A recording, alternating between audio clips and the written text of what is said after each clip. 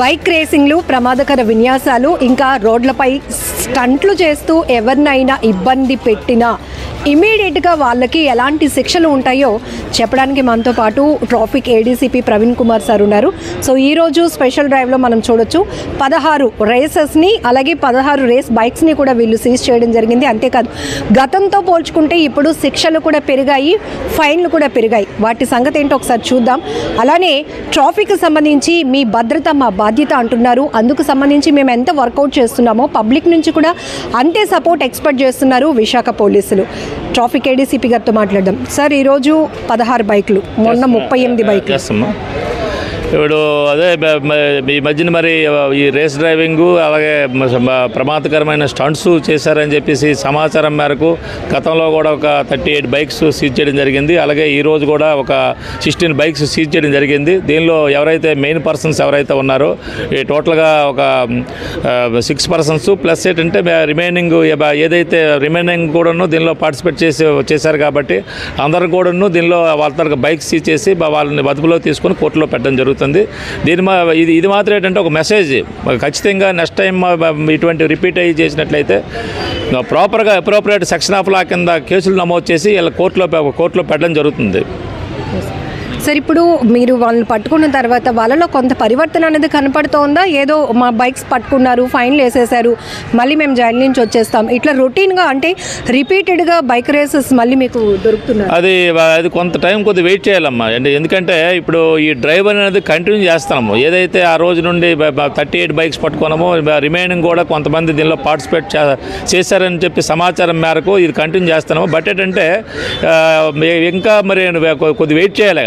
Wait చేసి ఫర్దర్గా మళ్ళీ ఇంకా ఇటువంటివి పునరావృతం కాకుండా మేమైతే ప్లాన్ చేస్తున్నాము. ఒకవేళ అటువంటిది ఏదైతే మాత్రం కఠిన చర్యలు అయితే తీసుకుంటాం ఖచ్చితంగా. ప్రజల భద్రత కోసం కాస్త కఠినంగా మేము ముందుకు వెళ్తున్నామని మీరు చెప్తున్నారు. బట్ మిమ్మల్ని చూసి అక్కడ ట్రాఫిక్ పోలీసులు ఉన్నారు అంటే ఒకవేళ అప్పటి వరకు హెల్మెట్ లేకపోతే వాళ్ళు డైవర్షన్ తీసుకొని వెళ్ళిపోతున్నారు. ఇది ఏదో పోలీస్ యూనిఫామ్కి భయపడుతున్నట్టే ఉంది, కానీ సెల్ఫ్గా ప్రతి ఒక్కరిలో ఒక అవేర్నెస్ అది ఖచ్చితంగా అది కాదమ్మా. యాక్చువల్గా ఏంటంటే మేము ఏదైతే పాత ఫైన్స్ కానీ రివైజ్డ్ ఫైన్స్ కానీ అవేర్నెస్ అయితే ప్రాపర్గానే మరి అవేర్నెస్ కలిగించడం జరుగుతుంది. అలాగే తర్వాత ఏంటంటే ఇక్కడ ప్రతి ఒక్కరు కూడాను బాగా ఎడ్యుకేటెడ్ పీపుల్. బట్ ఏంటంటే దాన్ని ఏదో అవాయిడ్ చేసి వెళ్ళిపోతానని చెప్పేసి అనుకుంటాను కానీ ఆ రోజు కాకపోతే నెక్స్ట్ డే ఏదో రోజు మాత్రం ఖచ్చితంగా వాళ్ళ మీద చర్య అయితే తప్పదు. బట్ ఏంటంటే టెంపరీగా మాత్రం మిస్ అవ్వచ్చును. అలాగే తర్వాత ఒకవేళ సపోజ్ ఇప్పుడు మేము చేజ్ చేసి ఒకవేళ వాళ్ళకి ఏదైనా యాక్సిడెంట్ గట్రా అయ్యి చేసినట్లయితే ఇలా పోలీసులు చేజ్ చేసినందువల్ల ఇప్పుడు ఈ ప్రమాదం జరిగింది, దానికి బాధ్యులు పోలీసులు అని చెప్పేసి అటువంటి నిందలు అటువంటి ఇది లేకుండా కొంతవరకు అవాయిడ్ చేయడానికి ప్రాపర్గా మాత్రం ఎనీహో ఏదేమైనప్పుడు కూడా ఇటువంటి డ్రైవ్స్ గట్రా చేసేటప్పుడు మాత్రం ప్రాపర్ ప్రికాషన్స్ తీసుకొని తర్వాతను ఎవరికి ఎటువంటి ఇది లేకుండా ఇటు పోలీస్ పరంగా కానీ అటు ఎవరైతే వెహికల్ యూజర్స్ ఉన్నారో వాళ్ళకు కూడా ఎటువంటి ఇబ్బంది లేకుండా అది ప్రాపర్గా వాళ్ళ అదుపులో తీసుకొని ఈ చర్యలు తీసుకోవడం జరుగుతుంది. సార్, ఈ రేసింగ్కి సంబంధించి వెరీ ఎక్స్పాన్సివ్ బైక్స్ ఇక్కడ కనపడుతున్నాయి. ఎంత కాస్ట్ వరకు వీళ్ళు? బట్ ఏంటంటే అది యాక్చువల్గా ఏంటంటే ఒక 2 lakhs 3 lakhs వరకు ఉన్నాయి, ఇంకా 10 lakhs బైక్లు ఉన్నాయి. కానీ మనకు ఆ కాస్ట్ అయితే మాత్రం ఇంతవరకు దొరకలేదు. అప్ టు 3 lakhs వరకు అయితే మాత్రం దీనిలో సీజ్ చేయడం జరిగింది. మిగతా రిమైనింగ్ కూడాను వాళ్ళతో పాటు జాయ్ రైడ్లో కూడా పార్టిసిపేట్ చేసినటువంటి రిమైనింగ్ వెహికల్ కూడా సీజ్ చేయడం జరిగింది. ట్రాఫిక్ చలానాలకు సంబంధించి వచ్చిన మార్పులో ఇప్పుడు ట్రిపుల్ రైడింగ్కి ఎట్లా చలానా వేస్తున్నారు, అలాగనే ర్యాష్ డ్రైవింగ్కి కావచ్చు, డ్రంక్ అండ్ డ్రైవ్, వీటికి సిస్టమ్ ఏంటి సార్ మార్పు? ఇప్పుడు యాక్చువల్గా ఏంటంటే ఓల్డ్ చలానాస్ అంటే ఓల్డ్ ఫైన్స్ ఓల్డ్ ఏదైతే శిక్షలు ఏదైతే ఉన్నాయో దానికి బాగా రివైజ్డ్ అయితే మాత్రం బాగా పెరిగింది. తర్వాత మనకి ఇది వరకు గతంలో ఈ 336 గట్టు ఉండేది. ఇప్పుడు బిఎన్ఎస్ యాక్ట్ 125లో ఇది 3 నెలలు 2,500 రూపాయలు జరిమానా. అంటే ఈ గతంలో అయితే మాత్రం 3 నెలలు ఉండేది. అలాగే 250 రూపీస్ ఉండేది. ఇప్పుడు దాన్ని 2,500 ప్లస్ 3 నెలలకు పెంచడం జరిగింది. అలాగే ప్రభుత్వ అనుమతి లేకుండా రేసింగ్ గట్టు చేసినట్లయితే గతంలో 1 నెల జైలు శిక్ష ఉండేది.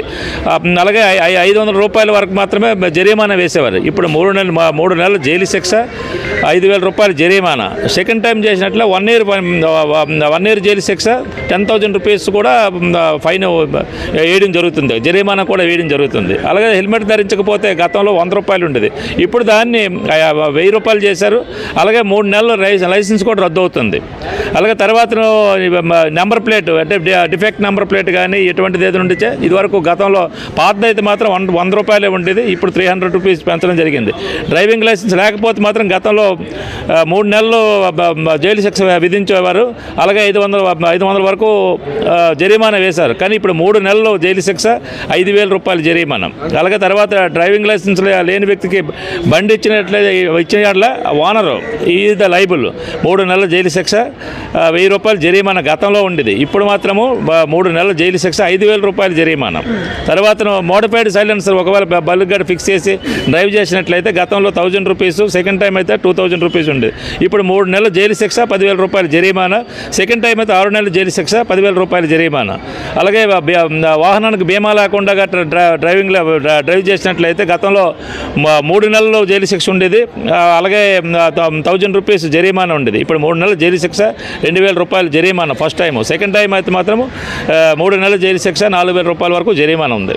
థ్యాంక్ యూ అమ్మా. ఏసీపీ గారు, అసలు ఎక్కువ శాతం రోడ్డు ప్రమాదాలు జరగడానికి కారణాలు ఏం చెప్తారు?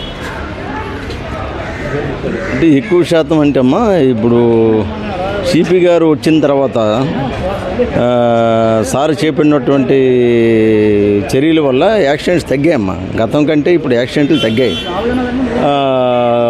ఈ విధమైనటువంటి రేస్ బైక్స్, అలాగే డ్రంక్ అండ్ డ్రైవ్, ఏవైతే యాక్సిడెంట్ మెయిన్ రీజన్స్ ఉన్నాయో దాని మీద మేము స్ట్రిక్ట్గా ఎన్ఫోర్స్మెంట్ చేస్తున్నాం. దానివల్ల మా సిపి గారి ఆదేశాల ప్రకారం ఎన్ఫోర్స్మెంట్ ఎక్కువైంది, దానివల్ల యాక్సిడెంట్స్ అయితే తగ్గాయమ్మా. సెల్ఫ్ యాక్సిడెంట్స్లో అక్కడికక్కడే ప్రాణాలు కోల్పోతున్నారు, ఎందుకు కారణాలు చూస్తే అంటే అది వాళ్ళ యొక్క నెగ్లిజెన్స్ వల్లమ్మా, వాళ్ళు రేషన్ నెగ్లిజెన్స్ యాక్ట్ వల్లే అది అవుతుంది తప్ప, ఇప్పుడు ఫర్ ఎగ్జాంపుల్ ఏదైనా ఒక యాక్సిడెంట్ అంటే ఆపోజిట్లో ఏదైనా ఒక వెహికల్ గుద్దేస్తే అదే యాక్సిడెంట్. సెల్ఫ్ యాక్సిడెంట్ అయ్యారంటే వాళ్ళ మిస్టేక్ కదా. అది అయితే ర్యాష్ డ్రైవింగ్ అయిన చేసి ఉండాలి, వాళ్ళు డ్రంకన్ అయిన చేసి ఉండాలి, లేకపోతే ర్యాష్ డ్రైవింగ్ అయిన చేసి ఉండాలి.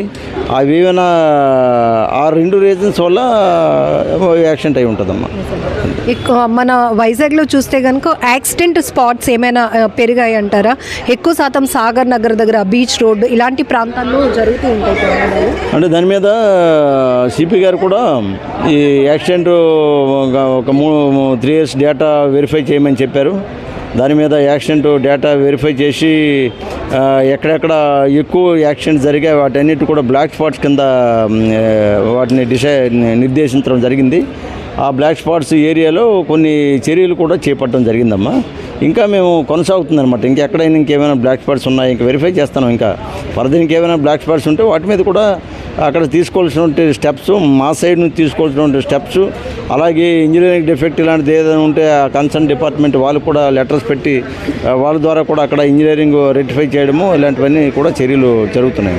ట్రాఫిక్ పైన పెద్ద ఎత్తున అవగాహన కార్యక్రమాలు చేస్తూనే ఉన్నారు, మైనర్లకి కౌన్సిలింగ్లు ఇస్తూనే ఉన్నారు, పేరెంట్స్ను కూడా పిలిపిస్తూ మీ పిల్లలు ఇదిగో ఈ ఏజ్లో ఇంత ఎక్స్పాన్సివ్ బైకులు వేసుకొని రోడ్లు ఎక్కుతున్నారు, ప్రమాదాలకు గురవుతున్నారు, ఇంకొకరికి ప్రమాదానికి కారణమవుతున్నారు, ఇన్ని చెప్తున్నా కూడా పబ్లిక్లో కొంత ఎందుకు ఆ సిస్టమ్ ఇంకా చేంజ్ కావట్లేదు అనుకుంటున్నారు?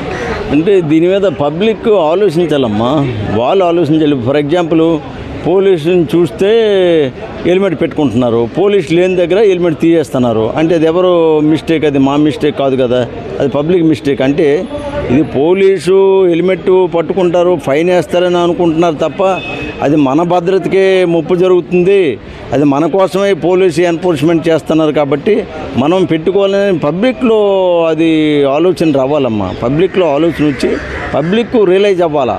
వాళ్ళు రియలైజ్ అయితే తప్ప ఎక్కువ శాతము రెడ్యూస్ అనేది, ఇంకా వాళ్ళు కూడా రియలైజ్ అయ్యారు అనుకోండి, మా ఎన్ఫోర్స్మెంట్తో భాగంగా వాళ్ళు కూడా ఎక్కువ రియలైజ్ అయితే ఇంకా మన యాక్సిడెంట్లు తగ్గే అవకాశం ఉందమ్మా. మైనర్ల డ్రైవింగ్ విషయంలో తల్లిదండ్రులకు మీరు ఏం చెప్తారు? అసలు వాళ్ళు జాబ్ కూడా చేయరు, ఇంకా చదువుకుంటున్నారు, స్టడీస్ చేస్తున్నారు, అప్పుడే వాళ్ళ చేతిలో లక్షల రూపాయల బైకులు ఉంటుంది. అదే మైనర్స్కి వాళ్ళు ఇవ్వకూడదమ్మా. మైనర్ చేతికి వెహికల్స్ ఇచ్చినట్టయితే ఎవరైతే ఓనర్ ఆఫ్ ద వెహికల్ ఎవరు ఉంటారో వాళ్ళు దానికి రెస్పాన్సిబుల్ బాధ్యులు అయిపోతారు. వాళ్ళ మీద కూడా చట్టపరమైన చర్యలు ఉంటాయి. కాబట్టి ఇవ్వద్దు, వాళ్ళకి మైనర్కి ఇవ్వద్దనే చెప్తామమ్మా. ఒకవేళ మైనర్స్ మాకు ఎవరైనా దొరికితే కూడా మేము చట్టపరమైనటువంటి చర్యలు తీసుకుంటాము. ఈ మైనర్స్ ఎవరైనా దొరికినప్పుడు వాళ్ళ పేరెంట్స్ కూడా పిలిచి కౌన్సిలింగ్ చేస్తున్నాం. మీరు వాళ్ళకి ఇవ్వకూడదని చెప్పేసి కౌన్సిలింగ్ చేస్తాను. ఇది ఒకటి అవేర్నెస్ కావాలండి. అక్కడ ఎక్కడ కూడా ట్రాఫిక్ పోలీసులు లేరు, నేను హెల్మెట్ పెట్టుకోలేదు అయినా నాకు చాలా మెసేజ్ వచ్చేస్తుంది. ఎట్లా అంటే సీసీ సర్వేలెన్స్ వర్క్ చేస్తున్నాయన్న విషయం చాలా వరకు ఎవరికి తెలియదు. ట్రాఫిక్ పోలీస్ పట్టుకుంటేనే చాలానే పడుతుంది అనుకుంటున్నారు.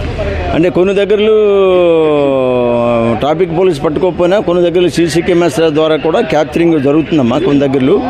అది ఇప్పుడు ప్రస్తుతం మన సిపి గారు మొత్తం ఆల్ ఓవర్ సిటీ అన్ని దగ్గరలు కూడా ఈ సీసీ కెమెరాస్ ద్వారా క్యాప్చరింగ్ అయ్యేటట్టు ఒక న్యూ ప్రాజెక్ట్ ఒకటి ఎక్సర్సైజ్ జరుగుతుంది. ఆ ప్రాజెక్ట్ ఫైనలైజ్ అయిపోతే ఎంటైర్ సిటీలో ఇక మన పోలీసులు లేని దగ్గర కూడా వీళ్ళు ఎక్కడ ఎటువంటి వైలేషన్ చేసినా, విజిబుల్ వైలేషన్ ఎక్కడ చేసినా క్యాప్చర్ చేయడం జరుగుతుంది through cameras. Thank you sir. So ట్రాఫిక్కి సంబంధించి చలానాలు ఎలా పెరిగాయో, శిక్షలు ఎలా పెరిగాయో సో మనం అలర్ట్గా ఉండాల్సింది. పోలీసులు మమ్మల్ని చూసి, మా యూనిఫామ్ చూసి మీరు భయపడుతూ హెల్మెట్ పెట్టుకోవడం కాదు, ట్రిపుల్ రైడింగ్ అప్పటి వరకు చేసిన వాళ్ళు ఒకరు బండి దిగి వెళ్ళిపోవడం కాదు. ఇది మీ భద్రతకి చెప్తున్నాం కాబట్టి పబ్లిక్ యొక్క కోఆపరేషన్ కూడా మాకు ఉండాలి. అప్పుడే సేఫ్టీగా అంతా ఉంటుంది, ప్రతి ఒక్క జర్నీ కూడా సేఫ్టీగా కొనసాగుతుంది అని విశాఖ ట్రాఫిక్ విభాగం పోలీసులు చెప్తున్నారు. ఇక్కడ చూస్తున్నారు కదా, ఇవన్నీ రైస్ బైక్స్ అన్నమాట. సో మొన్న 38 బైక్లను సీజ్ చేస్తే ఈరోజు 16 బైక్లను సీజ్ చేశారు. సో అలాగే వాటికి సంబంధించిన శిక్షల గురించి కూడా వెరీ డీటెయిల్గా విశాఖ ట్రాఫిక్ విభాగానికి సంబంధించిన పోలీస్ అధికారులు కూడా చెప్పడం జరిగింది. కెమెరా పర్సన్ శేఖర్తో లక్ష్మి, ఐ డ్రీమ్ వైజాగ్.